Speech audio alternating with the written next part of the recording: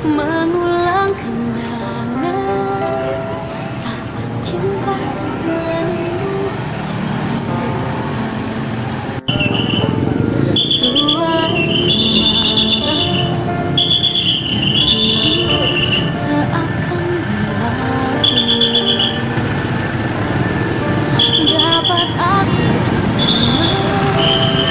rindumu memanggil namaku saat aku tak lagi di sisimu.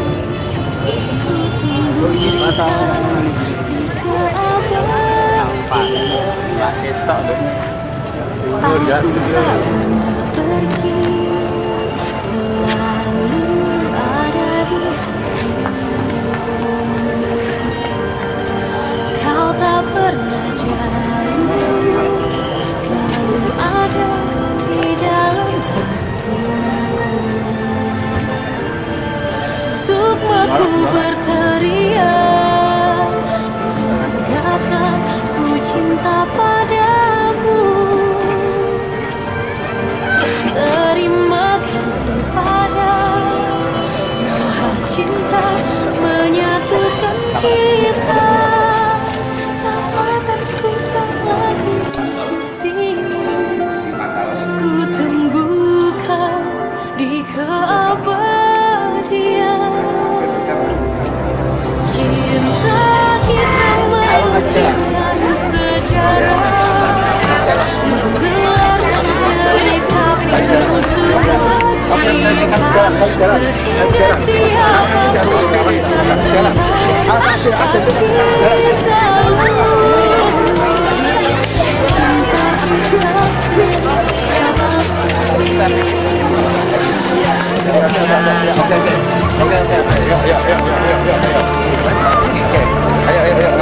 Ada mas, saya jalan mas.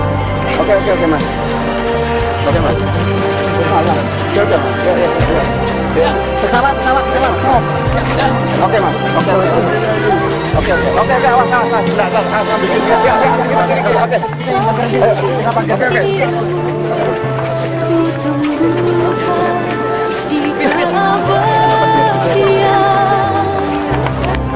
Cinta kita melukiskan sejarah, menggelarkan cerita penuh sukacita. Sehingga siapapun yang Tuhan pasti tahu, cinta kita terjadi. Lembah yang berwarna membentuk aku melukiskan dua jiwa yang menjadi satu dalam kesucian cinta.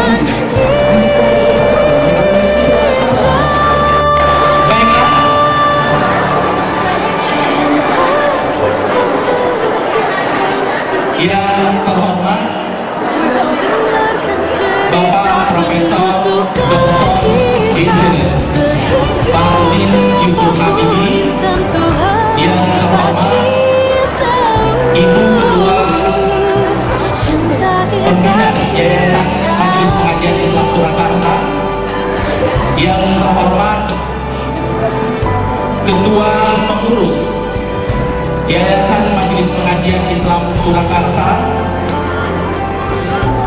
yang terhormat Ketua Pengurus Harian Yayasan Al-Firdaus,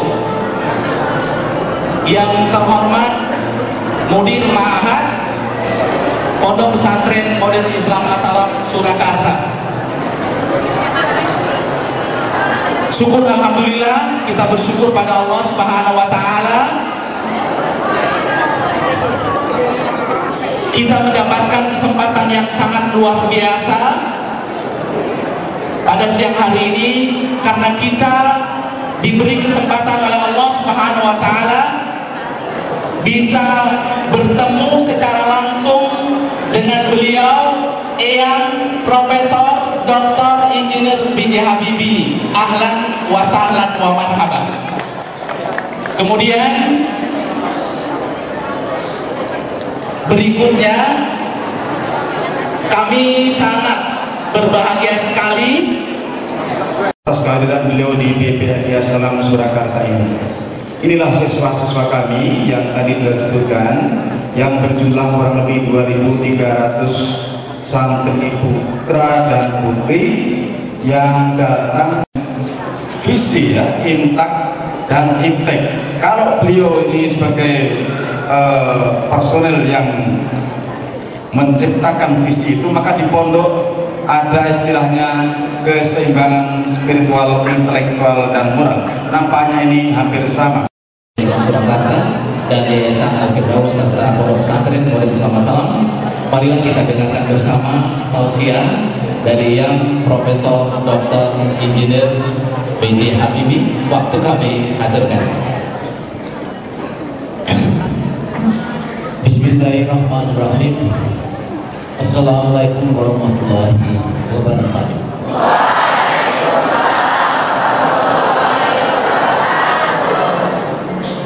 Sebelum saya memberikan penjelasan, perlu saya bertanya dulu.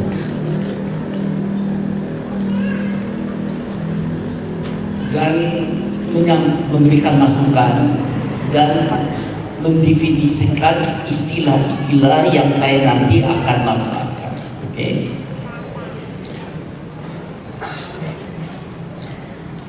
Kita sering mengatakan bangsa Indonesia kaya, banyak sumber daya alam, banyak minyaknya, banyak batu baranya, dan seterusnya.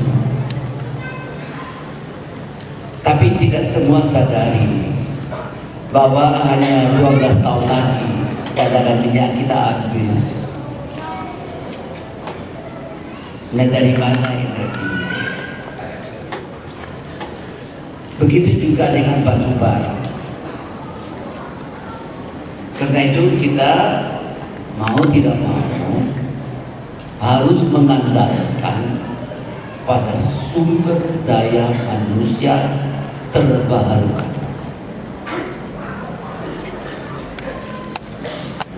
Kita andalkan dan kita andalkan sepanjang masa. Saya nggak mau berdalam, nanti Ruth nggak bisa dalam 5 menit. Saya harus beri kuliah mungkin 1-2 semester. Baru 1 topik. Tapi saya mau sebut itu 1. Jadi kita harus andalkan pada sumber daya manusia terbarukan.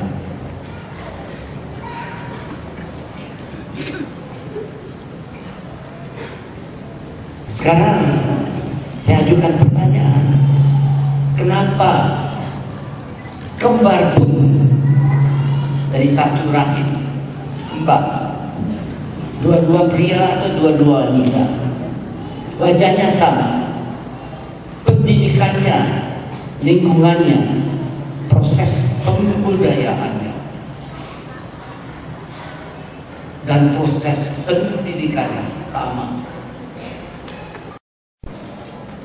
Berdasarkan itu, kemungkinan besar yang mobil mewah itu 10, bahkan mungkin 50 kali lebih tinggi tiap kilo dibandingkan yang mobil yang sederhana ini. Bisa gampang ya? Sekarang mobil yang mewah, yang selesaikan 5 hari tak selesai. Kenapa?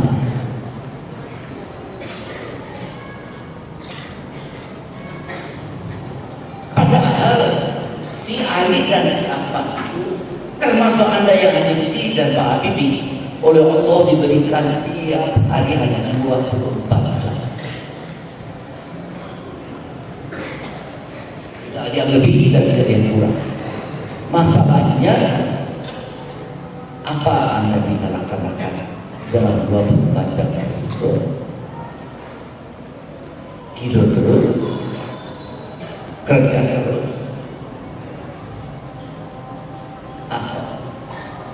harus mampu bekerja dengan produktivitas tinggi. Coba bagaimana mencapai produktivitas menjadi tinggi?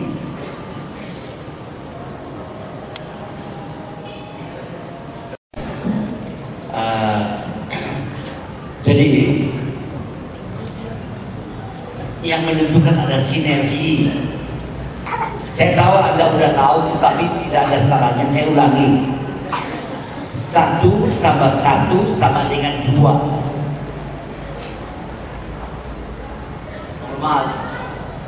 Tapi ada yang bisa buat 1 tambah 1 menjadi 20.000. Bukan korupsi.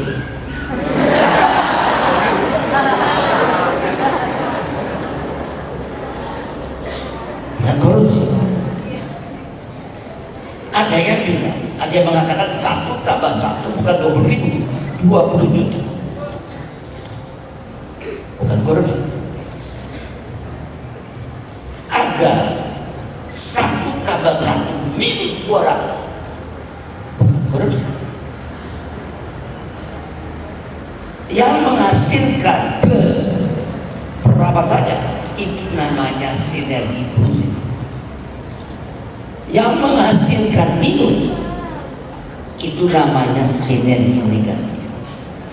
Misalnya, kalau Anda dalam waktu hanya debat aja, berandai-andai dan sebagainya, tidak bisa memutuskan, 1 bulan pun gak hasil.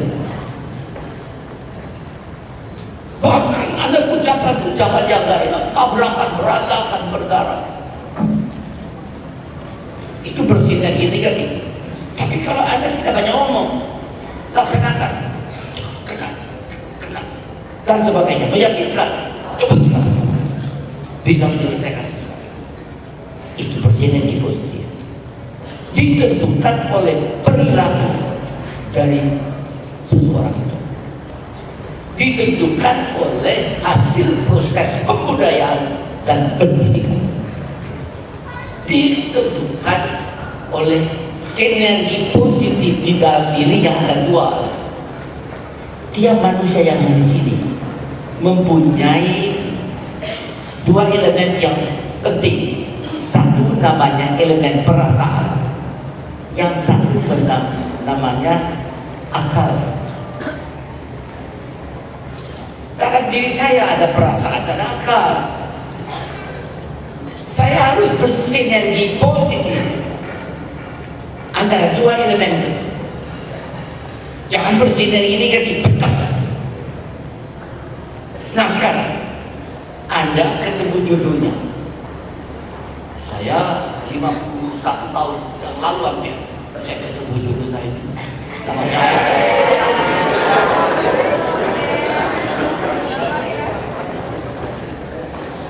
Saya gak perlu cerita, kan udah lihat ya.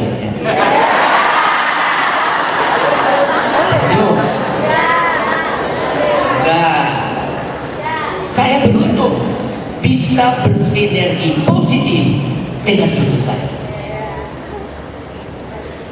Kalau saya bersinergi negatif, betul-betul sudah cerai.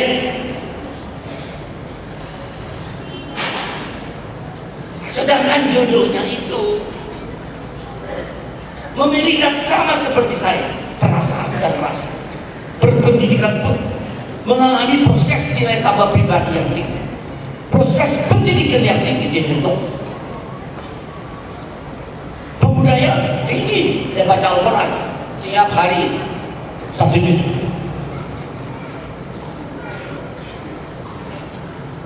Sama. Jadi dia juga ada masalah dengan dirinya, harus bersinergi positif antara akal dan perasaan. Belum lagi dengan jodohnya yang juga punya masalah di dalamnya sendiri, bersinergi positif antara akal dan perasaan.